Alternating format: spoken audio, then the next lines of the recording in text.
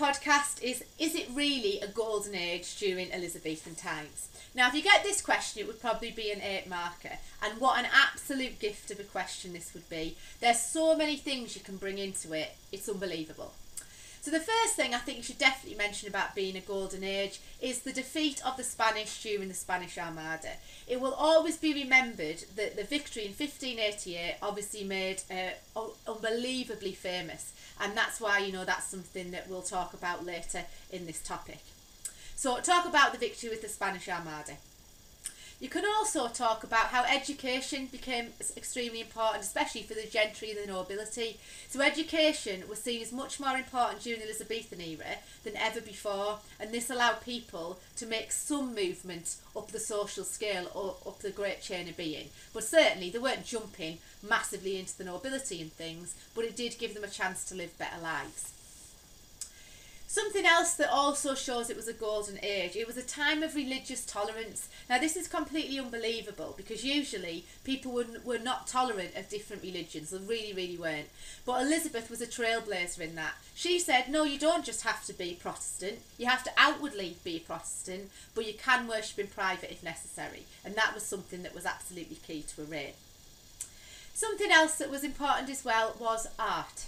So Renaissance architecture, so just like what they used to use with the Greeks and the Romans, you know, in those days, that was something that, you know, came to the fore, and people obviously invested a lot of money in things like that. Portraits were full of symbolism, like about Elizabeth I, like showing her, you know, having eyes and ears on her dress, suggesting that she was omnipotent and omnipresent. She saw and heard everything, so that was something else that was significant. And there was little miniature portraits done that people would see of her around the country, and the wealthy also had miniature portraits done of themselves. And there was lots and lots of ornate, like silverware and tapestries and things that allowed people to show the wealth. So that is something else that shows it was definitely a golden age.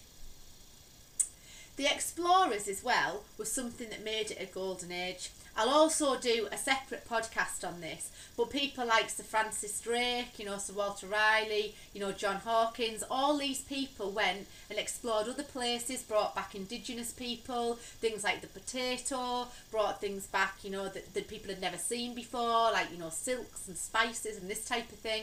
So all these things and the trade that they had with other countries like India made people extremely rich and the country extremely rich. So the Queen allowed that to happen.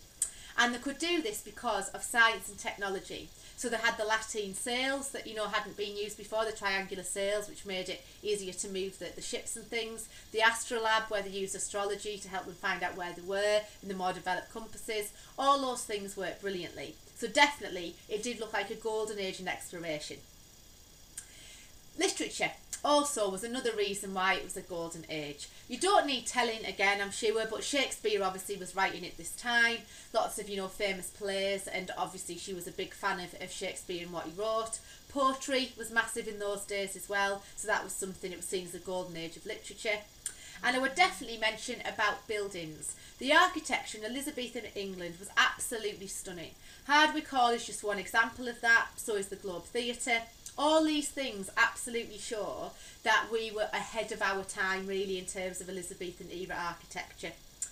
And another thing that was really sort of something that suggested it was a golden age was entertainments. So things like the theatre became popular towards the end of Elizabeth's reign, because to start with there was no purpose-built theatres, but then later on obviously there was.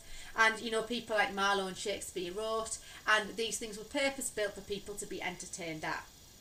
And something else that really would suggest that it was a golden age was the peace, power and pride that Elizabeth gave to her people.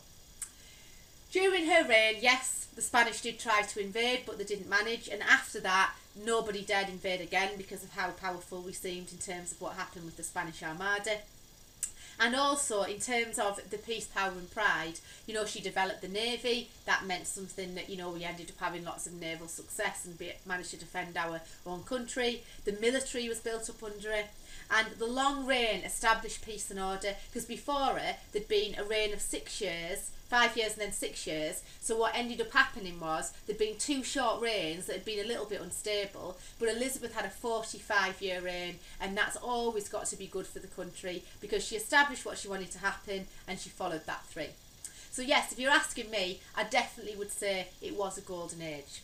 But you can always remember, you can put a couple of things in the answer saying that, you know, people were still trying to do things like alchemy, so trying to make like cheaper metals and things, make gold and silver cheaper by putting cheaper metals in there and things like that. There were things that weren't perfect. Obviously, you know, they were developing medicines, but they weren't totally there with it yet. But on the whole, she did establish a golden age.